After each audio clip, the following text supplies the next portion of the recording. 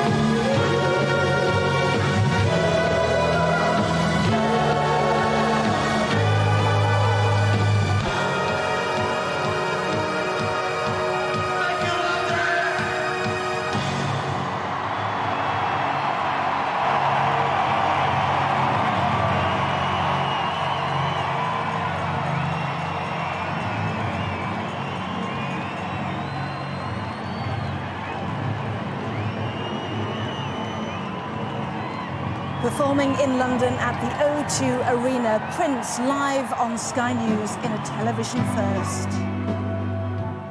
Well, as varied as ever, delving into the late 70s and the early 80s for those two songs. Feel for You and Controversy. What did you make of it, Neil? Well, you know, it was fantastic. You can see everything that's going on there. He has the stages in the shape of his symbol, because he had all those years when he wouldn't be called Prince, he became a symbol. He has those two dancers, the twins, Maceo, who he had playing sax, he used to play with James Brown, fantastic sax player, I mean, great band.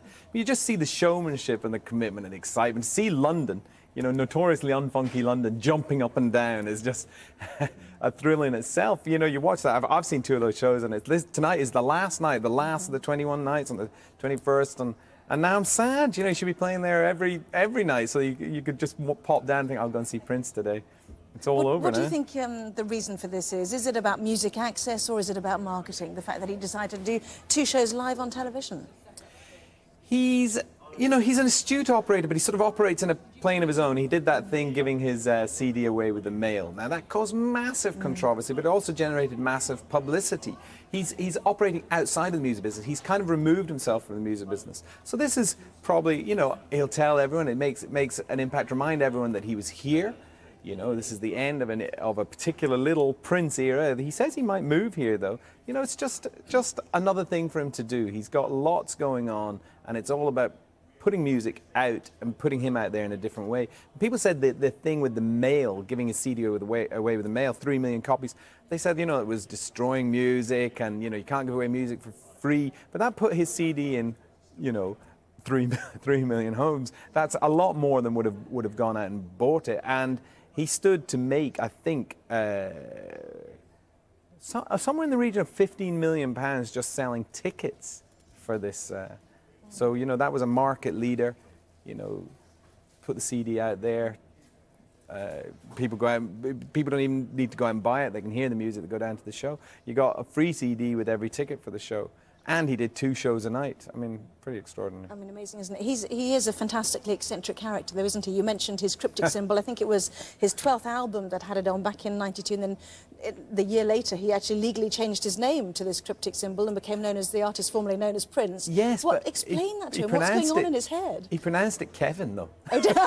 Strange but true. What's going on? Nobody knows what's going on in his head. You know, I know people that know him, that have worked with him, that don't know what's going on in his head. That he would, he started wearing Slave on his head at one point, and this is with his wrangle with Warner Brothers, isn't it? And he was speaking to a friend of mine. And he said, you know, I am a slave, and my friend was like, oh, he talks like a robot. He wears Slave on his head. What's with this? He works all hours of the night.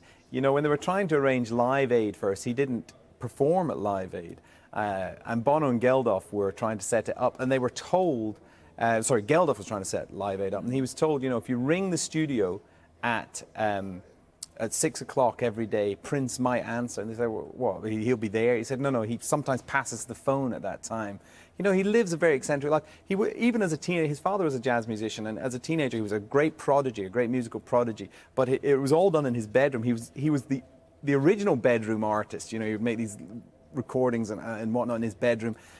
All the kids do it now, but he was doing it, you know, before the internet, before all the computer technology, and making this amazing music. He plays all the instruments himself. The only reason he has a band is because he can't be playing all the instruments at the same time. You know, he's a fabulous musician, playing any instrument. So he's sort of just a character who's involved in the world of music and nothing else, really. You know, that's it. He's a very strange individual, but, you know, good for us, because as a performer, he's something else. You know, there's just really nobody with that longevity around like that.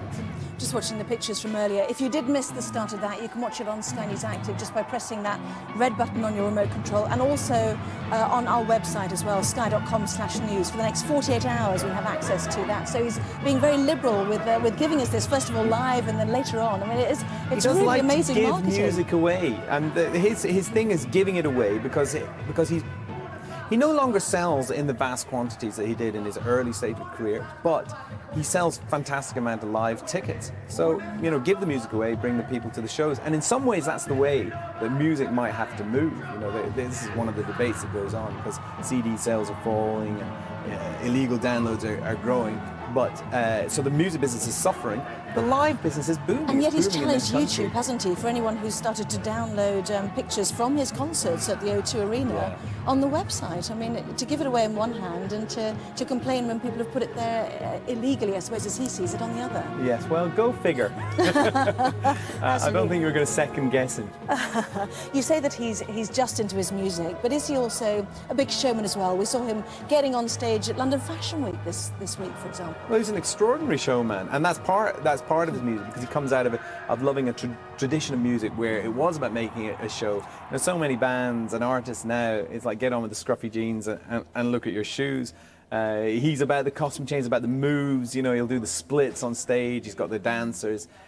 He is a total performer, which makes it so strange that he is such a reserved human being, you know. He doesn't talk very much, even to people who be in bands with him, and he doesn't talk much to them, you know. He utters instructions and whatnot. But somehow he put that light on him, and you get the real Prince, you know, the inner person comes out and oozes a kind of sexuality and sensuality and charisma that's not obvious when he's just standing there. I read that after these shows he's going to take some time off to travel and also to study the Bible. Well, he's a Jehovah's Witness. So if a small, strange man with dark glasses turns up at your door with some pamphlets, don't usher him away straight away. It might be Prince welcoming you to join the chosen few.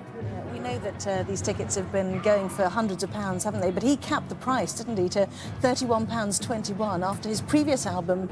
I mean, that was that's in the days itself an extraordinary move. Well, that was an extraordinary move, but the little bit of a twist on that, really. The main seats were at £31, and that was a great price for live music now. You know, when you're expected to pay £100 to see Madonna, who doesn't even perform live. But, you know, the seats around the stage were somewhat more expensive, and there's all these boxes up the sides. You know, there was staggered prices. We only heard about the 31. Some of them were in the hundreds, let's say. But I think it was sold out in 20 minutes, nonetheless, the 21 dates. So it didn't do too badly, did it? He's had, I don't know, shall I say, difficulty with some of his albums, haven't he? You said he's made 46 of them, but only some have been critically acclaimed. Purple Rain, perhaps, in 1984, Musicology in 2003, even 3121 in 2006. But some of them are really flat. I think from the period of the late 70s when he started emerging as a cult artist, all the way up to about 1990 when he turned into a symbol instead of Prince. He was on a roll, and at that point he was like David Bowie or something. He could do no wrong. Personally, I think he started putting out too much music. You know, he's like such a music maker, yes. And you know, even now with the internet, he puts out albums that are just available on the internet as well, and albums of jam. He creates so much music, and he just wanted to get it out there. But there's only a limited appetite in the public for music like that, and really the record company wanted to put out one album every 2 or 3 years, so it didn't sit well together. Right now, I feel, having seen him and even seeing him there, that he would have another major hit album in him if he sort of focused and just took the best, poppiest, most direct tunes. But you know, he's just pouring it out all the time. But you can't fault that, because we'll look back at him and we'll say, you know, by the time he's gone, he'll have made a couple of hundred albums and there's this mass of music, and I'm sure there's lots of gems in there. In a way, our concentration has gone off him, and you know, the great hits might be passing us by. Yeah, and certainly after that contractual wrangle with Warner Brothers, he released an album called Emancipation, which was a 3-disc album. Yes. Then after that, he produced one album, then another one 3 months later, and nobody bought it because nobody realised he'd actually released it. It's almost like he does too much.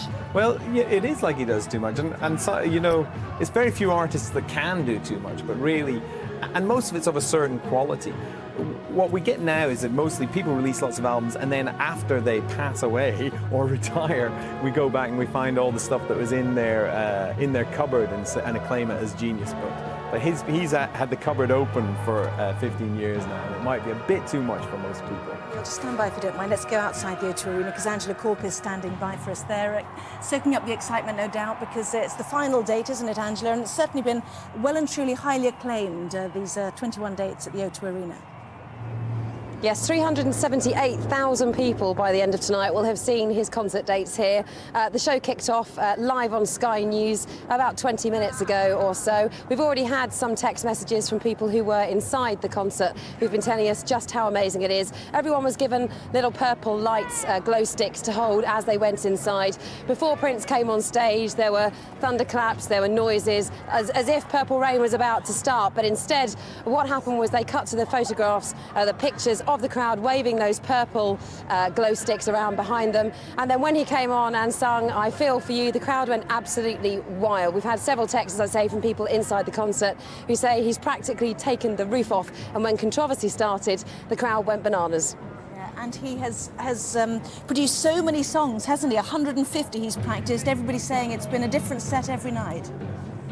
Yes, it has. Every single night that he's performed here over the 21 dates, which started on the 1st of August, he's performed a completely different set list, so nobody knew what to expect, in what order to expect it. But I think everyone's certainly hoping for a back catalogue of his greatest hits to be performed live on stage tonight. He's said it before, but he has said it again, that this will be the last time he performs any of the concert classics like Kiss, like Purple Rain, 1999, the list goes on and on. He said he's now going to start concentrating on his new music, and this could be at the final gig of his final 21 days in London. This could be the last chance fans ever get to hear those songs that they've been waiting so desperately to hear. And if he doesn't play them, he's going to have an angry mob on his hands by the end of the night. Yeah, lots of people have been asking Angela, why has he agreed to let 2 songs be broadcast live on Sky News, and what is the answer? Well, he likes to break the rules, doesn't he? I mean, very few pop stars who are about to release a brand new album decide to give 3 million copies away free with a Sunday newspaper. He's also started getting in touch with websites like YouTube. YouTube in particular was the first he targeted. But any of the websites that broadcast home video footage, he's got in contact with those and said, look, I don't want people looking at unauthorised clips shot on mobile phones. It's like video piracy. It's my concert. I want people to see the quality product at the end of it. But he also realises that, you know, London is the only European gig venue. There are lots of people in Europe and within the United Kingdom who wouldn't have been able to get here to see his concerts, and he's very much a man for trying to share his music. That's his big aim, to bring his music to as many people as humanly possible. And I think he thought perhaps by doing it on one of the better known music channels that his audience would be down to the sort of the younger population, the MTV generation, if you like, and he wants his music to be accessible to everyone who's been listening to him for the decades that he's been producing music now, not just for himself, of course, because he's written so many hits for so many other artists too. Well, absolutely. He's been around since the 70s, hasn't he? What sort of people were there going in tonight? Is he still appealing to the youngsters? I'm sorry, I just didn't hear that question, Anna. Sorry, can you repeat that for me? Just wondered about the age range of people going in, given that he has been around since the 1970s. Well, yeah, it's a pretty mixed bag here tonight. People have come from all over Europe. As I say, it's his only date venue in Europe. He's not doing anywhere other than London. Many of the fans here were quite young. There are people going in with youngish children, sort of early teenagers to late teenagers. Everybody from about the age of 13, I would guess, right up to people in their 50s. VIPs alike and general members of the public have all turned up here to see what everyone hopes will be a historic event. Angela, for the moment, thank you very much indeed. And just to correct myself, it's on Sky News Active from 9 o'clock this evening. Also on our website, sky.com/news, if you did miss the start of that concert. But we're giving you it again, aren't we, anyway, here on Sky News. Prince live at the O2 concert at 8:30 this evening, replaying it for you now. Neil McCormick from the Daily Telegraph, a final thought from you. As we heard there from Angela, perhaps the end of the greatest hits tours that he's doing is concentrating on new music, and no doubt there'll be lots more of that to come. Well, I hope the new music is as exciting and as fulfilling as the past music, but I would be very sad to hear the end of those, and I don't believe it anyway. Old Blue Eyes always comes back in this business. OK, and what's the future for people like Prince? Because he has been around for a long time, hasn't he? You know, there are no people like Prince, but he's a veteran, and the future looks pretty good for the veterans. Even the Rolling Stones and Elton John and people like that have been around a long time. They don't sell in the quantities they want to, but they are the biggest ticket demand live. People want to see them. They've proved that they can put on a show, and they have the hits that people want to here. So I think we'll be able to see Prince, and one just for years to come. And I just hope he's still playing Purple Rain, because he's doing phenomenal versions of it at the O2. Yeah. Where do you think he gets his inspiration from still? I think he draws it from all over the place. He would say, I think he conflates sex and God in his lyrics, which sort of made him an odd choice for the male on Everyone Sunday. talks about his libido and his sexuality Yes. on stage, don't But he makes it a kind of spiritual act of sexuality now, being a Jehovah's Witness and all. His inspiration, he draws a lot of inspiration from all kinds of music of the past. Really, he's a consummate musician. Neil, thank you very much indeed. Neil McCormick from the Daily Telegraph, music critic there, and certainly enjoying Prince this evening, as are we. We'll let you listen to Prince and back at the top of the hour with all the top stories.